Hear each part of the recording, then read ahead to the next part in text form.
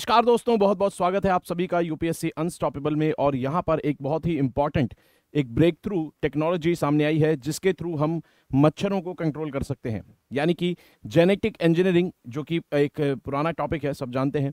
लेकिन अब इसका इस्तेमाल मच्छरों की पॉपुलेशन को कंट्रोल करने में भी किया जा सकता है और ये एक तरह का ब्रेक थ्रू है। ठीक है, तो यहाँ पर इस पूरी मामले को डिस्कस करेंगे, आखिर ये न्यूज़ क्या है, और जानेंगे कि किस तरह से जो मच्छरों को कंट्रोल करके हम कैसे मलेरिया और डेंगू होने वाली जैसी बीमारियां हैं मच्छरों से होने वाली, इनको कंट्रोल कर सकते हैं। ठीक है, और अगर यहाँ पर बात करें मेंस 2021 में, तो अगर आप देखेंगे बायोटेक्नोलॉजी से जुड़ा हुआ आपको सवाल यहाँ पर डायरेक्ट देखने को मिलेगा। और ये जो सवाल बायोटेक्नोलॉजी से देखने को मिलता है, ये जो है इसमें जेनेटिक इंजीनियरिंग भी इसका पार्ट एक तरह से आपको देखने को मिलती है। तो जेनेटिक इंजीनियरिंग, बायोटेक्नोलॉजी, ये सभी इन सभी टेक्नोलॉजी पे क्वेश्चंस आपको देखने को समय समय पर मिलते रहते हैं। 2023 के प्रीलिम्स का अगर क्वेश्चन देखेंगे तो डायरेक्ट एक ऐसी टेक्नोलॉजी पे क्वेश्चन पूछा है जहां पर मच्छरों की पॉपुलेशन कंट्रोल की जाती है। जैसे कि यहां पर वॉल्बाचिया मेथड, वॉल्बाचिया मेथड जो है ये एक तरह का बैक्टीरिया होता है जो कि मच्छरों में इंसर्ट कर दिया जाता है, और फिर जब मच्छर रिप्रोड्यूस करते हैं तो वो बैक्टीरिया आगे मच्छरों की पॉपुलेशन में ट्रांसफर होता है, जो कि मच्छरों की जो नई ऑफस्प्रिंग होती है, मच्छरों की जो नई संतानें होती हैं, वो आने से रोकता है। यानी कि रिप्रोडक्शन जो है मच्छरों का वो मुश्किल बना देता है, और ऐसे में धीरे धीरे जो मच्छर हैं उनकी पॉपुलेशन कम होने लगती है। तो डायरेक्ट इस टेक्नोलॉजी पे क्वेश्चन यहाँ पर 2023 के अंदर पूछा है, लेटेस्ट क्वेश्चन। और अगर अब एग्जाम पॉइंट ऑफ व्यू से सिलेबस में देखें तो यहाँ पर जीएस पेपर 3 के अंदर ये टॉपिक कवर होगा, साइंस एंड टेक्नोलॉजी के अंदर। ठीक है, यहाँ पर आपको देखने को मिलता है। और आगे बढ़ने से पहले यहाँ पर एक क्वेश्चन का जवाब देंगे, जिसका जवाब मैं आपको वीडियो के एंड में दूंगा। कहता है कि Mosquirix is a vaccine use for which of the following vector borne disease caused by the mosquito.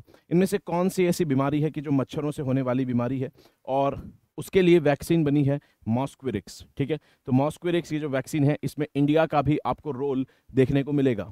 ठीक है, इंडिया का भी रोल आपको देखने को मिलेगा कि इंडिया में भी इस वैक्सीन को बनाया, मैन्युफैक्चर किया जाएगा। और अगर बात करें यहाँ पर हमारा जो पॉइंट ऑफ डिस्कशन रहने वाला है, आज की वीडियो में हम किन टॉपिक्स के ऊपर चर्चा करने वाले हैं, तो यहाँ पर हमारी चर्चा रहने वाली है कि भाई कौन से ऐसे तरीके हैं जिससे मच्छरों को कंट्रोल किया जाता है। उसके अलावा जेनेटिक इंजीनियरिंग का क्या रोल है। ठीक है, जेनेटिक इंजीनियरिंग एक तरह से बायोटेक्नोलॉजी की आपको एप्लीकेशन मिलेगी। उसके अलावा जीन ड्राइव टेक्नोलॉजी आखिर क्या है। ठीक है, उसके अलावा यहाँ पर क्या फ़ायदे नुकसान है मच्छरों को इस तरह जेनेटिक इंजीनियरिंग से कंट्रोल करने के। उसके साथ साथ यहाँ पर देखेंगे कि भाई इंडिया में किस तरह का स्टेटस चल रहा है मलेरिया को लेकर। अगर बात करें यहाँ पर कि मच्छर आखिर इस दुनिया में कितने पुराने हैं, तो लगभग हम देखते हैं कि 70 मिलियन साल पुराना हमें फॉसिल मिलता है, और इससे पता चलता है कि लगभग कम से कम 7 करोड़ साल पुराना तो मच्छरों के प्रेजेंट होने के सबूत हमारे पास हैं। उसके अलावा मलेरिया होने के सबूत हमें मिलते हैं 2000 बीसी तक के। ठीक है, यानी कि लगभग आज से 4000 साल पुराने हमें ये सबूत मिलते हैं कि इंसानों को मलेरिया हुआ करता था। इजिप्ट की ममीज़ में हमें ये सबूत मिलते हैं। और उसके अलावा अगर यहाँ पर बात करें इंडिया वर्ल्ड के अंदर, ठीक है, तो अगर बात करें यहाँ पर कहता है कि भाई यहाँ पर मच्छर जो है लगभग 5 लाख लोगों की जान हर साल ले लेते हैं। ठीक है, तो मच्छर कई प्रकार की बीमारियां फैलाते हैं, जैसे dengue, malaria, chikungunya, Zika virus. ठीक है, उसके अलावा यहाँ पर लिम्फेटिक फिलारियासिस, यानी कि जो हाथी पाँव वाली बीमारी होती है, जिसमें जो हाथ या पाँव जो है बहुत ज़्यादा बड़े हो जाते हैं, भारी भरकम हो जाते हैं, वो भी एक बीमारी मच्छरों की वजह से ही फैलती है। तो यहाँ पर बहुत ज़रूरी हो जाता है कि मच्छरों को कंट्रोल किया जाए, क्योंकि मच्छर एक तरह से पब्लिक हेल्थ कंसर्न के रूप में सामने आते हैं। और क्योंकि जैसे जैसे मौसम गर्म होता जाता है, जैसे जैसे मौसम गर्म होता जा रहा है, क्लाइमेट चेंज, ग्लोबल वार्मिंग, तो इसकी वजह से ये देखने को मिल रहा है कि क्योंकि नमी बढ़ रही है और टेम्परेचर बढ़ रहा है, तो ऐसे में इंसेक्ट्स, मच्छर और ये सभी जो माइक्रो ऑर्गेनिज्म हैं, इनकी एक्टिविटी और इनकी पॉपुलेशन भी बढ़ती हुई नज़र आ रही है। तो ऐसे में ज़रूरी है कि हम ये ध्यान रखें कि बढ़ती हुई पॉपुलेशन हमारा हेल्थ कंसर्न ना बने। और ऐसे में हम देखते हैं क्योंकि क्लाइमेट चेंज और ग्लोबल वार्मिंग हो रहा है, और टेम्परेचर जो है, अब अगर आप पोल्स की तरफ बढ़ेंगे तो आपको गर्म टेम्परेचर ज़्यादा दिन तक नज़र आता है।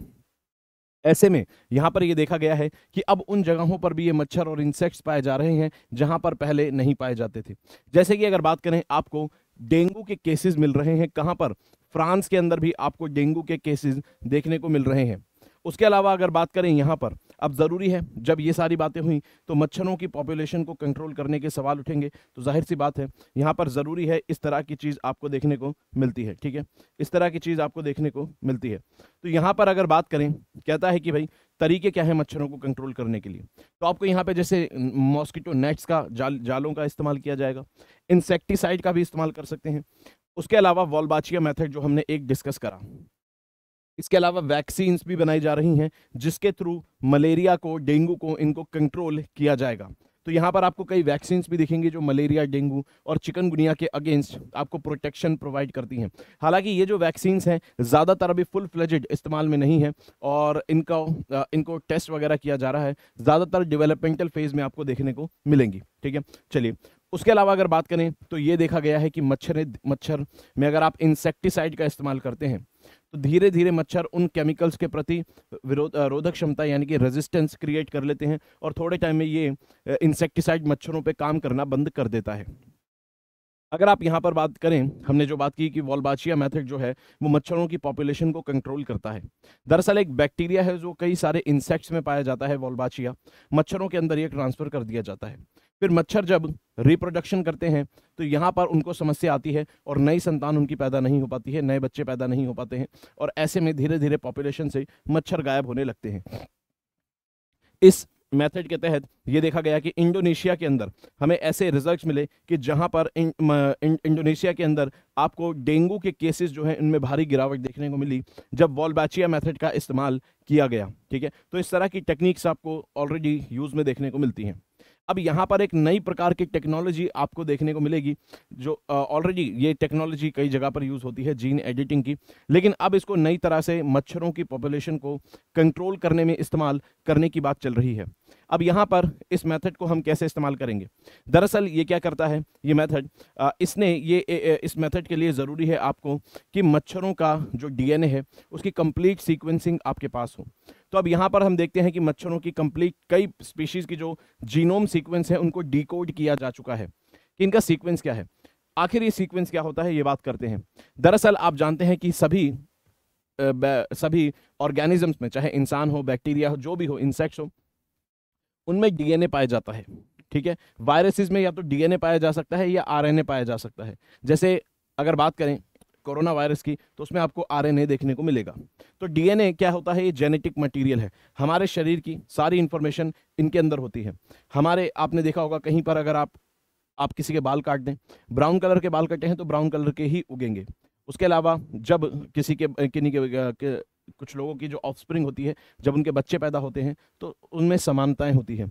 आखिर ये बात लिखी कहाँ है कि इस तरह की समानताएं लोगों में देखने को मिलेंगी? अगर आप ब्राउन कलर के बाल काटेंगे तो ब्राउन ही उगेंगे, वो काले नहीं उगेंगे, थोड़े अलग कलर के नहीं उगेंगे। ये सारी इंफॉर्मेशन हमारे शरीर में कहाँ लिखी है? तो हमारे शरीर के अंदर जो सेल है, सेल में न्यूक्लियस होता है, न्यूक्लियस के अंदर आपको क्रोमोसोम्स मिलेंगे। और क्रोमोसोम्स क्या है? क्रोमोसोम्स एक तरह से डीएनए ही है। क्रोमोसोम बंडल डीएनए है। बंडल्ड डीएनए क्या है? एक थ्रेड लाइक स्ट्रक्चर होता है, धागे जैसा स्ट्रक्चर होता है, जो कि आपको देखने को मिलेगा। धागे जैसा स्ट्रक्चर होता है, डबल हेलिकल, जैसे दो धागे जुड़े हों ऐसा स्ट्रक्चर। अब डीएनए के अंदर यहाँ पर अगर आप इसको और जूम करेंगे तो आप देखेंगे कुछ केमिकल्स होते हैं जिनको हम एडेनिन, थायमिन, साइटोसिन और गुआनिन, ठीक है, ये 4 तरह के केमिकल्स हैं जिनको हम इन नाम से जानते हैं। अब होता क्या है, इन केमिकल्स का जो कॉम्बिनेशन है यही कोड बनाता है। यानी कि ये जो डीएनए बना है इन 4 केमिकल से ही बना है। बस इन 4 केमिकल्स का आपको ए, जी, टी, सी, ए, आगे कुछ भी इनका कोड बन सकता है, कुछ भी, मतलब इनके कॉम्बिनेशन जो है वो एक प्रकार का डीएनए बनाते हैं। तो यहाँ पर आपको अगर किसी भी ऑर्गेनिज्म के बारे में जानकारी लेनी है, उसकी जेनेटिक जानकारी, तो यहाँ पर आप क्या करेंगे, उसके डीएनए में ये कोड किस तरह से अरेंज्ड है ये आपको पढ़ना है, और इसी को बोलते हैं सीक्वेंसिंग। ठीक है, तो सीक्वेंसिंग कुछ नहीं है, किसी भी ऑर्गेनिज्म के अंदर जब उसके डीएनए में जाकर आप ये स्टडी करते हैं कि 4 केमिकल किस तरह से अरेंज हुए हैं, तो आप फिर उनको कहते हैं सीक्वेंसिंग। तो ये जो कोड है, अरेंजमेंट, ये स्टडी कर लिया गया है मच्छरों के लिए।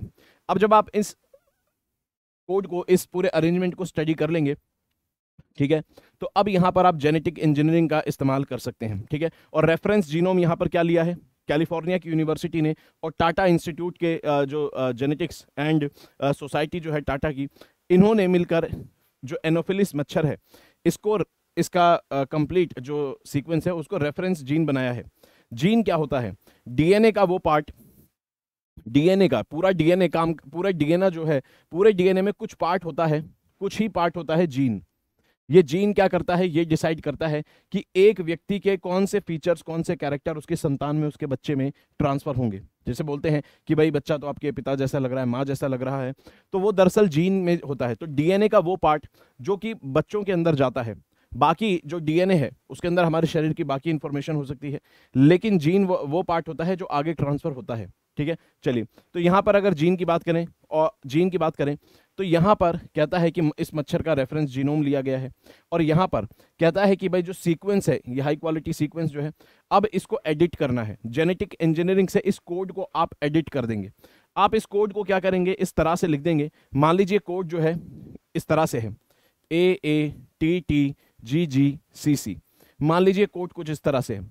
अब आप क्या करेंगे? इस कोड को एडिट कर देंगे, और अब जो है कई सारे जेनेटिक इंजीनियरिंग में एडिटिंग टूल्स मौजूद हैं। जैसे एक प्रोटीन जाएगा डीएनए में, जाकर चिपक जाएगा, दूसरे प्रोटीन को वो गाइड करेगा, और ऐसे में क्या करेगा? जीन के डीएनए के अंदर कट यहां पर लगा देगा, डीएनए के अंदर कट लगा देगा। कट लगा दिया मतलब आपने मान लीजिए ये टीटी जो था इसको रिमूव कर दिया। अब यहां पर क्या होगा? जीन ड्राइव टेक्नोलॉजी से, ठीक है, जीन ड्राइव टेक्नोलॉजी से आप क्या करेंगे? इस कोड को बदल देंगे ऐसे कोड के अंदर, जैसे मान लीजिए यहां पर टीसी कोड है। ये टीसी कोड क्या करता है? ये टीसी कोड मच्छरों के अंदर एक तरह से ऐसा सिग्नल भेजता है कि एक टीसी कोड जो है फिर आगे ऑफस्प्रिंग में, उनके बच्चों में ट्रांसफर होता है, जो कि क्या करते हैं? उनके रिप्रोडक्शन में समस्या पैदा करते हैं। यानी कि टीसी कोड जो आपने डाल दिया, आपने टीटी कोड को हटा के टीसी कोड डाल दिया, अब ये क्या करेगा? ये आने वाले जो मच्छर हैं उनके रिप्रोडक्शन में समस्या करेगा। ठीक है, और जीन ड्राइव टेक्नोलॉजी के थ्रू यहां पर आपको देखने को मिलेगा कि जो इनहेरिटेंस है वो इस तरह से होगा कि जो नॉर्मल इनहेरिटेंस होता है उसके जैसा नहीं होगा, और इनहेरिटेंस अब इस तरह से होगा। तो जीन ड्राइव टेक्नोलॉजी क्या करती है? जो इनहेरिटेंस है उसके अंदर आप देखेंगे जो एडिटेड जीन वाले मच्छर हैं, जिन मच्छरों का डीएनए चेंज हो चुका है, अब जो मच्छर संतान पैदा करेंगे तो इस तरह से ज्यादा पॉपुलेशन उनकी होगी जिनका एडिटेड जीन है। और एडिटेड जीन वाले मच्छर जो हैं, इनको रिप्रोडक्शन में समस्या आएगी, यानी आगे मच्छरों को पैदा करने में इनको समस्या आएगी। और ये जीन ड्राइव टेक्नोलॉजी काम कैसे करती है? दरअसल अगर आपने कट लगा दिया, तो यहां पर अब क्या करेगा? डीएनए इसको रिपेयर करने की कोशिश करेगा, और जब रिपेयर करने की कोशिश करेगा तो ये इंश्योर किया जाएगा कि ये टीसी कोड ही बीच में आए, टीटी कोड ना आए। और टीसी कोड जब बीच में आएगा तो ये क्या करेगा? ये सिग्नल देगा मच्छरों को कि आपका जो रिप्रोडक्शन है उसमें समस्या है। तो रिप्रोडक्शन में समस्या मच्छरों के आएगी, और मच्छर जब प्रोड्यूस करेंगे तो ये जीन आगे जीन ड्राइव टेक्नोलॉजी से इस तरह से ट्रांसफर होगा कि ज्यादातर मच्छर वो होंगे जिनका जीन एडिटेड होगा। ठीक है, यानी कि जिनके रिप्रोडक्शन में समस्या आने वाली है, और ऐसे मच्छर जितने ज्यादा होंगे मच्छरों की संख्या उतनी कम होती चली जाएगी।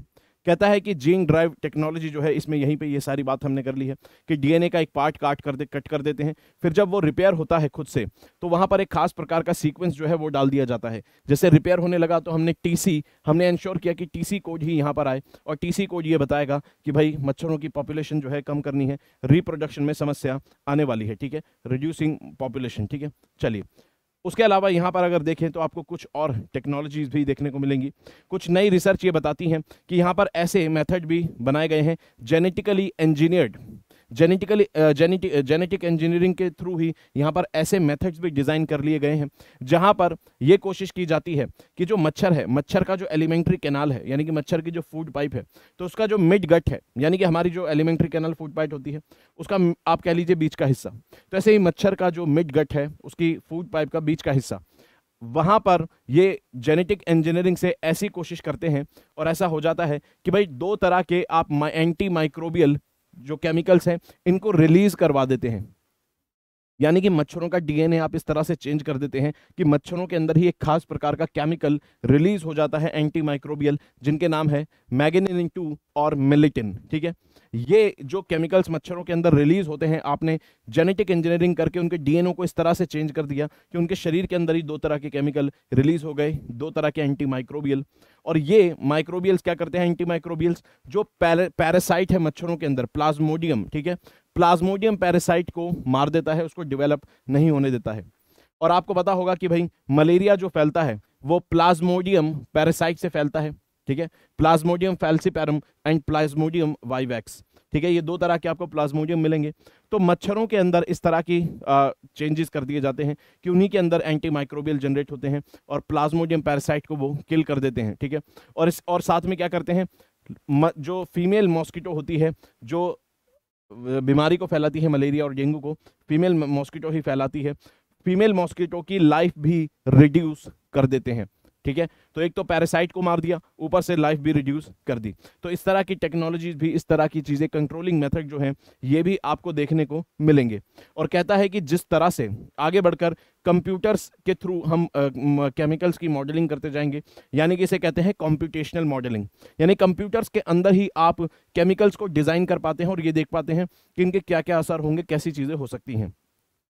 जैसे जैसे टेक्नोलॉजीज बनती जाएंगी और बेटर होती जाएंगी, हम देखेंगे कि जेनेटिक इंजीनियरिंग के फील्ड में भी डेवलपमेंट और अच्छी होती जाएंगी। तो देखिए कंप्यूटर की फील्ड के अंदर डेवलपमेंट भी किस तरह से जेनेटिक बायोटेक्नोलॉजी से जुड़ी हुई है। इसके फायदे क्या हैं? फायदे ये हैं कि इसके जो रिजल्ट्स हैं कई जगह टेस्ट किए गए हैं, जैसे अर्ली रिजल्ट्स हमने देखे, कई जगह टेस्ट किए गए, जैसे कि कंट्रोल कंडीशन में चेक किए गए कि आपने मच्छरों का डीएनए चेंज करा और उन मच्छरों को आपने किसी एक एरिया में छोड़ दिया। अब वहां पर जब आपने देखा, जैसे कि ब्राजील, इंडिया और पनामा जैसे एरिया में, ठीक है, सब ट्रॉपिकल और ट्रॉपिकल कंट्रीज में, तब यहां पर आपको रिजल्ट्स जो मिले, हमने देखा कि 90% यहां पर हमें रिजल्ट्स अच्छे खासे देखने को मिलते हैं, ठीक है। मॉस्किटो की पॉपुलेशन 90% तक गिर गई, यानी कि बहुत ज्यादा प्रॉमिसिंग रिजल्ट्स हैं, ठीक है। यानी कि बीमारी जो है मच्छरों से होने वाली, उसको बहुत ज्यादा कंट्रोल किया जा सकता है, ठीक है। उसके अलावा यहाँ पर और भी कई टेक्नोलॉजीज हैं, वो भी मदद करती हैं कि मच्छरों का जो डेंगू और मलेरिया का केसेस हैं उसे डिक्लाइन किया जाए। अगर अब यहाँ पर बात करें रिस्क क्या है, तो हम जेनेटिक इंजीनियरिंग से आप देखिए कि प्रकृति के अंदर कुछ बदलाव कर रहे हैं, डीएनए में बदलाव कर रहे हैं, मच्छरों के जो बिहेवियर है उसमें बदलाव कर रहे हैं और उनके बायोलॉजिकल बिहेवियर में बदलाव कर रहे हैं। ऐसे में रिस्क भी इसके साथ आते हैं। और वो रिस्क क्या है? क्योंकि मच्छर इस दुनिया में बहुत सारे हैं, सदियों से हैं, और छोटे जो इंसेक्ट हैं वो मच्छरों को खाते हैं। मच्छर बहुत छोटे हैं, जो मच्छरों से थोड़े बड़े इंसेक्ट हैं वो मच्छरों को खाते हैं, उनसे बड़े उन इंसेक्ट को खाते हैं जो मच्छरों को खाते हैं। ऐसे में मच्छर जो है वो फूड पाइप का एक फूड चेन का एक हिस्सा है। तो जो अगर आप मच्छरों को इस तरह से पूरी पॉपुलेशन से अगर बहुत ज़्यादा बड़ी मात्रा में रिड्यूस कर देंगे मच्छरों की पॉपुलेशन, तो ऐसे में बहुत ज़्यादा खतरा बन जाता है कि आप एक फूड चेन को ही डिसरप्ट कर दें। ये जो पूरी फूड चेन बनी है, हो सकता है आप इसको डिसरप्ट कर दें, और ऐसे में समस्या ये हो सकती है कि वहाँ से जो मच्छर गायब हुआ है, हो सकता है वहाँ पर कोई दूसरा इंसेक्ट उसकी जगह ले ले, या फिर कोई मच्छर के अंदर ही ऐसे बदलाव हो जाए कि बहुत स्ट्रॉन्ग स्पीशीज पैदा हो जाए, ठीक है। और ये बदलाव कैसे हो सकते हैं, क्या हो सकता है, इसके बारे में हमें कुछ नहीं पता। और कई बार देखते हैं अगर कोई स्पीशीज आके इन्वेड कर दे, हो सकता है वो मच्छर से भी ज्यादा पावरफुल स्पीशी हो, कोई ऐसा इंसेक्ट मच्छर की जगह ले ले जो हो सकता है हमारा सिरदर्द बन जाए। तो ऐसे भी बहुत बड़ी समस्या होती है कि मच्छरों से भी बड़ा खतरा हो सकता है पैदा हो जाए इस वजह से, ठीक है। तो फूड चेन का बैलेंस भी बहुत ज्यादा जरूरी है, और ये पूरे इसके अंदर और कितने फैक्टर्स हैं और क्या क्या बदलाव हो सकते हैं, इनको प्रिडिक्ट करना बहुत ज़्यादा मुश्किल होता है, इसलिए रिस्क इसके साथ आता है। और अगर बात करें, ये सारी बातें हमने की, तो इंडिया में क्या स्टेटस चल रहा है मलेरिया को लेकर। इंडिया भी क्योंकि कंट्रोल करने में लगा है मलेरिया की बीमारी को, ठीक है, डेंगू वगैरह इंडिया में आता रहता है, ठीक है। अगर बात करें मलेरिया को, तो अगर यहाँ पे देखें तो आपको 2015 से 2022 तक 2015 से 2022 तक आपको 86% जो केसेस हैं वो कम होते मिलेंगे, ठीक है। गिरावट जो मिली है केसेस में, 86% तक की गिरावट हमें यहाँ पर देखने को मिली है, और 79 लगभग 80% हमें जो मृत्यु है इन बीमारियों से, उसमें भी गिरावट देखने को मिली है। साथ में इंडिया में जो मलेरिया है, जल्दी ही वो एक ऑल इंडिया लेवल पर एक नोटिफाइड बीमारी घोषित कर दिया जाएगा, यानी कि इसका डेटा जो है कलेक्ट किया जाएगा मिनिस्ट्री ऑफ हेल्थ के द्वारा। अभी जो है जो मलेरिया है वो स्टेट्स के अंदर, राज्यों के स्तर के ऊपर एक नोटिफाइड बीमारी है, नोटिफाइड डिजीज है, लेकिन अब ऑल इंडिया लेवल पर इसका डेटा कलेक्ट किया जाएगा, और यहाँ पर यानी कि सेंट्रल मिनिस्ट्री के द्वारा। और यहाँ पर टारगेट जो इंडिया का है, क्योंकि 2030 तक इंडिया को एलिमिनेट करना है मलेरिया भारत से, ठीक है। तो ये सारी चीज़ों को ध्यान में रखते हुए बहुत ज़्यादा एक हेल्थ कंसर्न से जुड़ा हुआ ये मामला था, और मेरे ख्याल से आपको वीडियो पसंद आई। यहाँ पर अगर बात करेंगे तो स्पेशल क्लास में आप मेरे साथ जुड़ सकते हैं, साथ में पेड कोर्स में यानी कि प्लस कोर्स में आप जुड़ सकते हैं। 6ठी से 12वीं तक की एनसीईआरटी हम यहाँ पर कवर कर रहे हैं। अनअकैडमी का कोई सा भी कोर्स खरीदना हो दोस्तों, तो कोड लगाएंगे SMK लाइव। SM के लाइव कोड लगाते ही आपको यहाँ पर डिस्काउंट देखने को मिलता है। साथ ही में यहाँ पर 50% ऑफ चल रहा है, इसको भी अगर आपको अवेल करना है कोर्सेज में तो SM के लाइव कोड लगाना होगा। उसके अलावा आरंभ बैच आप देख सकते हैं, यहाँ पर भी आपको कोड वही सेम रहेगा। उसके अलावा यहाँ पर अगर बात करें तो आपको 24 सितंबर को एक अल्ट्रा कॉम्बैट टेस्ट देखने को मिलता है, कॉम्बैट सीरीज, जिसके अंदर आप 10 करोड़ तक के प्राइजेस यहाँ पर जारी किए जाएंगे। साथ में 100% तक आप स्कॉलरशिप जीत सकते हैं। ठीक है, तो इसे देखेंगे 11 बजे तक और यहाँ पर 24 सितंबर को ये कॉम्बैट होनी है। उसके अलावा प्री और मेंस की टेस्ट सीरीज आपको देखने को मिलेगी, कोड वही रहेगा SMK लाइव। ठीक है, और प्री और मेंस की दोनों ही टेस्ट सीरीज बहुत इंपॉर्टेंट है, आपको देखने को मिलेगा। कहता है कि भाई मॉस्क्विरिस जो वैक्सीन है ये कौन सी बीमारी से जुड़ी हुई है, यहाँ पर बताएंगे तो इसका जवाब जाते जाते लेते जाएंगे। कहता है कि मलेरिया से जुड़ी हुई ये वैक्सीन है, ये ऑलरेडी डेवलप्ड हो चुकी है। ठीक है, और मॉस्क्विरिस मलेरिया से जुड़ी हुई एक वैक्सीन है। कहता है कि which one of the following is used in preparing a natural mosquito repellent. ये 2023 का क्वेश्चन आपको देखने को, 2021 का क्वेश्चन आपको देखने को मिलेगा। तो 2021 में प्रीवियस ईयर में क्वेश्चन आया है, बहुत जनरल सा बेसिक सा क्वेश्चन है। बताएंगे कि भाई कौन सी, और अच्छा क्वेश्चन है, फैक्चुअल है, तो बताएंगे कि इनमें से कौन सी नेचुरल चीज़ है जो मच्छरों को रिपेल करने के लिए इस्तेमाल की जाती है। ठीक है, चलिए, तो अगर वीडियो अच्छी लगी तो वीडियो को लाइक करेंगे, चैनल को सब्सक्राइब करेंगे, पढ़ते रहेंगे दोस्तों, अपना ख्याल रखेंगे। जय हिंद।